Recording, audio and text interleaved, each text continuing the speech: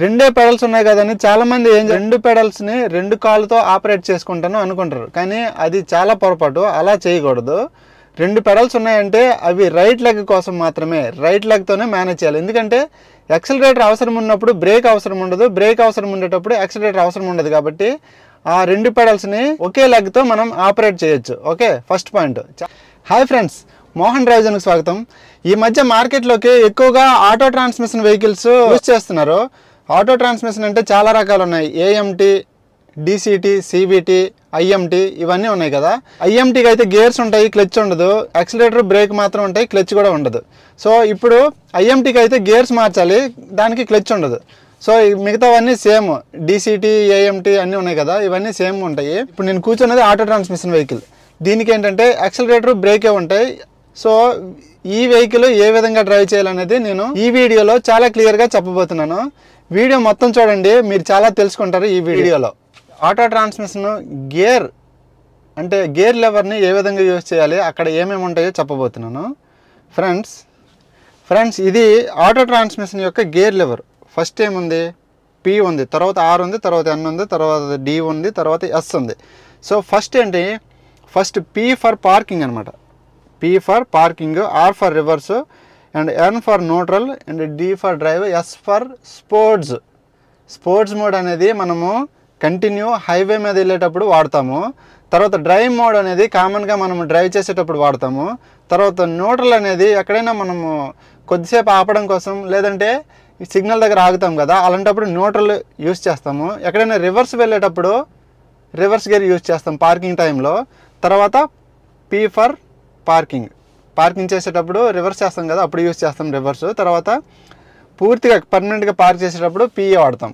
Okay, న్యూట్రల్లో చేసి parking చేయకూడదు ఎప్పుడు కూడా. పీ ఉందంటే పార్కింగ్లో, పీ దగ్గరే పెట్టాలి పార్కింగ్లో. ఇప్పుడు ఇది చూడండి, పీ దగ్గర వెళ్ళి ఉంది కాబట్టి పార్కింగ్లో ఉంది. సో ఇప్పుడు నేను రివర్స్ వేయాలన్నా, దీని నుంచి దీనికి షిఫ్ట్ చేయాలన్నా ఫస్ట్ బ్రేక్ని ప్రెస్ చేయాలి. బ్రేక్ని ప్రెస్ చేశాను. ఇది బ్రేక్, ఇది యాక్సిలరేటర్, ఇది బ్రేక్ కదా. సో ఫస్ట్ నేను బ్రేక్ని ప్రెస్ చేసిన తర్వాత దీన్ని షిఫ్ట్ చేయొచ్చు. షిఫ్టింగ్ అంటే చూడండి, మనం షిఫ్ట్ చేసేటప్పుడు ఐడెంటిఫికేషన్ కూడా ఇక్కడ మనకి చూడొచ్చు. ఇప్పుడు పీలో ఉన్నాను. పీలో అంటే ఇక్కడ డిస్ప్లేలో కూడా పీ ఉంది, చూసారా. ఇప్పుడు నేను ఆర్లో పెడుతున్నాను. రివర్స్లో పెట్టానంటే అక్కడ ఆర్ వచ్చింది ఆల్రెడీ. ఆర్ వచ్చిన తర్వాత ఇక్కడ కెమెరా కూడా ఆన్ అయింది. సో మళ్ళీ న్యూట్రల్ చేస్తున్నాను చూడండి.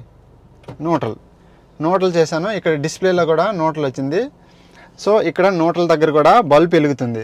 సో ఈ విధంగా ఉంటుంది. తర్వాత డి అని వచ్చింది అక్కడ, చూసారా. తర్వాత S for sports. Okay, S ఈ విధంగా పెట్టచ్చు. ఓకే, కామన్గా ఇప్పుడు మీకు ఇది చెప్తున్నాను కదా, ఇది 1400cc పెద్ద వెహికల్ అనమాట. సో దీనికి ఈ విధంగా ఆప్షన్స్ ఇచ్చాడు. లేదు మనకి 1000cc వెహికల్స్ ఉన్నాయి కదా, సెలీరియో, తర్వాత ఆల్టో 800, తర్వాత ఎస్ప్రెస్సో, ఇవన్నీ ఉన్నాయి కదా చిన్న వెహికల్స్ బిలో 1200cc. వాటికి ఏంటంటే స్పోర్ట్స్ మోడ్ ఉండదు, పార్కింగ్ మోడ్ ఉండదు, స్పోర్ట్స్ మోడ్ ఉండదు. రివర్స్, న్యూట్రల్, డ్రైవ్, పక్కన ఎం ఉండి ప్లస్ మైనస్ ఉంటుంది. సో అది కూడా మీరు క్లియర్గా అండర్స్టాండ్ చేసుకోవచ్చు. ఒకవేళ అది ఉంటే దాని మీద కూడా నేను వీడియో చేస్తాను. ఇదైతే ఈ విధంగా ఉంటుంది. మనం దేన్ని షిఫ్ట్ చేయాలన్నా బ్రేక్ ప్రెస్ చేసి షిఫ్ట్ చేయాలి. ఓకే, తర్వాత ఈ లెవర్ పట్టుకోవాలన్నమాట. ఇదిగోండి ఇక్కడ ఒక లెవర్ ఇచ్చారు, చూసారా.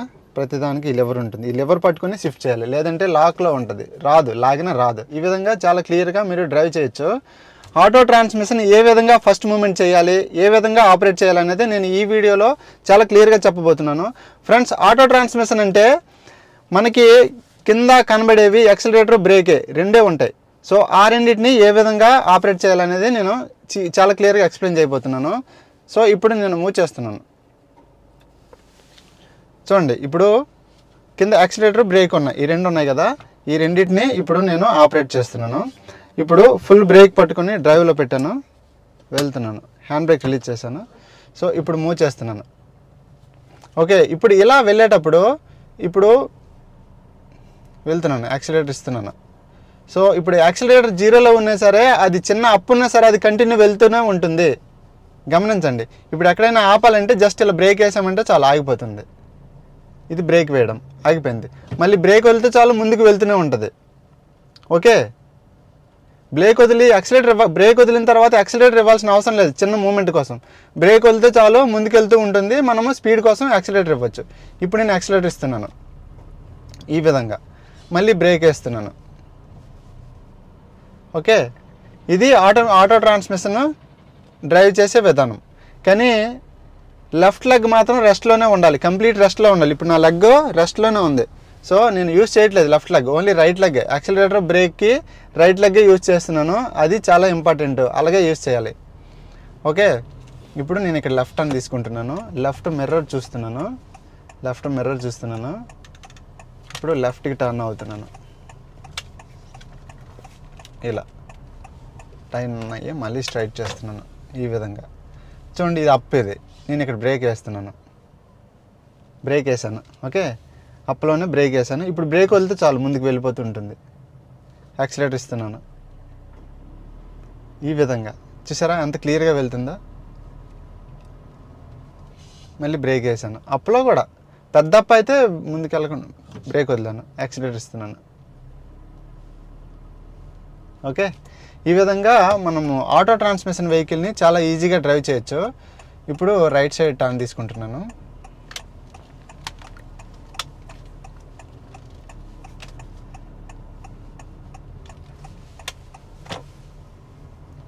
ఇప్పుడు రైట్ సైడ్ టర్న్ తీసుకుంటున్నాను, ఇలా చూసారా, ఇలా వెళ్తున్నాను ఈ విధంగా. మళ్ళీ బ్రేక్ వేస్తున్నాను, స్లో కావాలంటే బ్రేక్ వేసుకోవచ్చు. మళ్ళీ లెఫ్ట్ ఇండికేటర్ ఆన్ చేస్తున్నాను, లెఫ్ట్ టర్న్ తీసుకుంటున్నాను.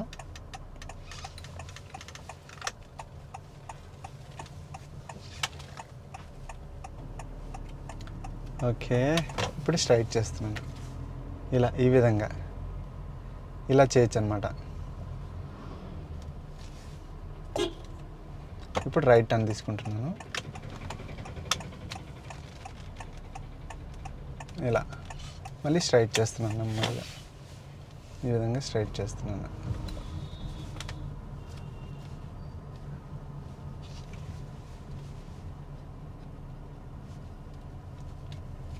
ఈ విధంగా డ్రైవ్ చేయొచ్చు ఆటో ట్రాన్స్మిషన్ వెహికల్ని. ఇప్పుడు రైట్ సైడ్ టర్న్ తీసుకుంటున్నాను, అలా రైట్ తిప్పుతున్నాను. ఓకే, మళ్ళీ స్ట్రైట్ చేసుకుంటున్నాను. కింద లెగ్స్ వ్యూ కనిపిస్తుంది అనుకుంటున్నా, ఎందుకంటే ఒక్కొక్కసారి చీకట్లో ఒకసారి చెట్టు నీడలో వెళ్ళేటప్పుడు కింద లెగ్స్ దగ్గర లైటింగ్ ఉండదు కాబట్టి. ఇప్పుడు మళ్ళీ లెఫ్ట్ టర్న్ తీసుకుంటున్నాను. చాలా సింపుల్గా ఇలా టర్న్ చేయొచ్చు ఈ విధంగా. ఓకే,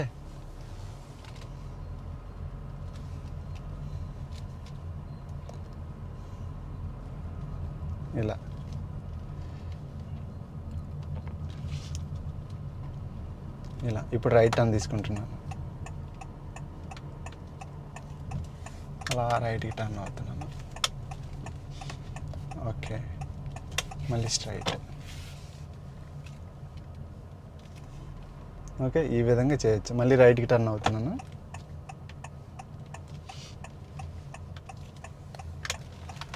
రైట్ సైడ్ టర్న్ తీసుకోవచ్చు.